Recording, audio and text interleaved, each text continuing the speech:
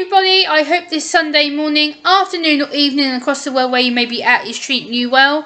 And a special shout out to all the mothers here in the UK. Happy Mothering Sunday, happy Mother's Day to all the mothers out there who are celebrating today. And I'm especially sorry to the ones who have lost their mothers, who are no longer here. My thoughts and prayers are with you. But today I'm going to be talking about the National Health Service and their 5 years autism research strategy for England, which was released yesterday online across the UK. So as an autistic woman, as a legally disabled woman, I thought I'd give my opinions on it and read through the main points of the strategy and explain what it is, and then give my autistic feedback towards the end of the video. So without further ado, let's get into it, shall we? A 5-year strategy through the National Health Service has released an autism research strategy to facilitate the use of the best current evidence when making decisions about autism services provided by or paid by for the NHS in England. Autism is not a rare condition. Around 1 to 2% of England's population is autistic. Autism should not bar anyone from a happy, healthy and long life, yet relative to their non-autistic peers, autistic people will suffer from the following. More mental ill health. Autistic people have higher rates of almost all mental health conditions when compared to their non-autistic counterparts. For example, ADHD, anxiety disorders, mood and personality disorders. Greater likelihood of physical health or additional learning disabilities. Autistic people are more than likely to have cardiovascular conditions such as epilepsy or a severe learning disability. This area I kind of disagree with, because not all of us will have epilepsy or a severe learning disability, and a learning disability is a mental health learning disability, not a physical health condition. So again, that is in the completely inappropriate box of disability.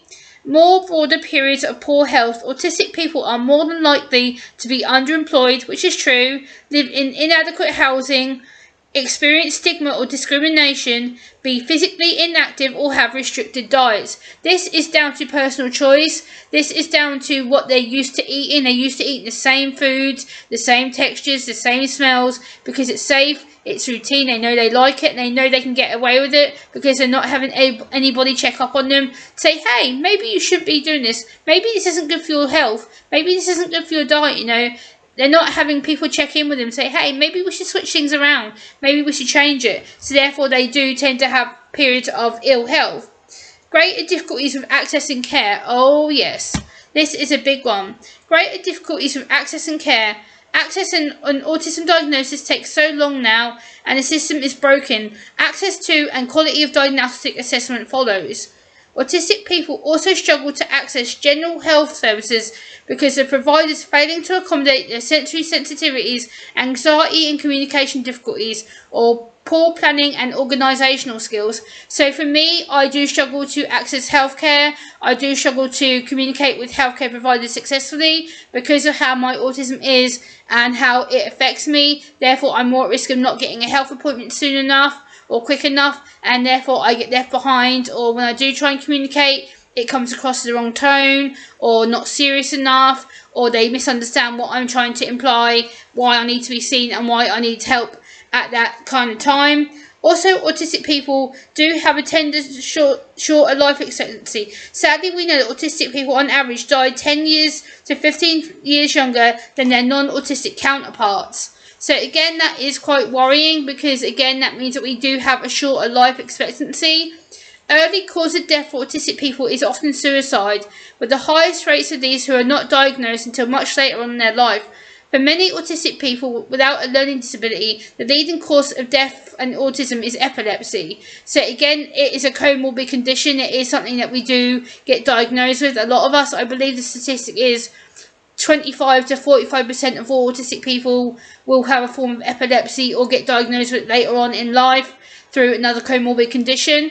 Most autistic people have multiple co-occurring long-term health conditions. The outcomes experienced by autistic people are totally unacceptable, which I totally agree with. That the outcomes that are made for us and happen to us are completely unacceptable, and unfortunately that is due to lack of communication, lack of getting services, and lack of appropriate communication between us and the healthcare professional. This is due to The Autism Act 2009 promoted the publication and success of adult autism strategies in 2010 and 2014. However, in 2018, following alarming evidence that a greater risk of autistic people were dying early, in 2021 the Adult Autism Strategy was replaced by the National Strategy for Autistic Children, Young People and Adults, which I'll link down below in the video description.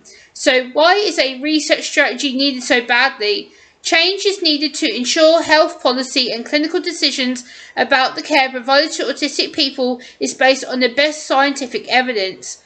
So what are the aims of this strategy? 1. To determine which areas of the NHS autism services provision in England are based on reliable evidence. 2. To ensure there is a better fit between the evidence and the gaps within the NHS in England. 3. To facilitate the best use of current evidence when making decisions about autism services provided by or paid by the NHS in England. So, what is the action that we need to take to sort this out? To sort this out, we need an evidence culture within our NHS services, to appoint a national autism research team at NHS England and NHS Improvement. This team will be responsible for implementing the actions in the strategy. 2. Ensure that plans to achieve the autism-specific NHS long-term plan, which I'll link down below in the video description as well, commitment and are informed by evidence. The National Autism Research Team will support the use of evidence in efforts to achieve progress against the NHS long-term autism commitments. Establish a research adult advised clinic. National Autism Team with regular drop-in clinics for people involved in the National Autism Policy or local commissioning of services for autistic people or people with a learning disability. Run research and evidence workshops. The National Autism Team will run research and increase in evidence literacy among anybody employed with NHS England and NHS Improvement. Support autistic people and their advocates to ask for the evidence, support and their clinical care decisions. The National Autism Team will work with autistic people and their advocates to ask for evidence being used by clinicians providing their future care. So, what are my thoughts as an autistic woman? And my thoughts and my questions are as follows. Can we have this strategy in an easy read format? Because many autistic people will not be able to understand this and the long-winded language and the long-winded words.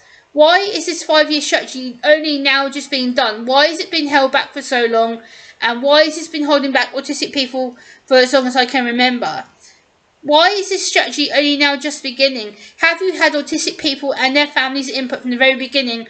Are you planning to employ autistic people at all, or people with a learning disability? And what is the Autism Act 2009 for the people who may not know about it? So again, I will link the information about the Autism Act 2009 down below in my video description as well.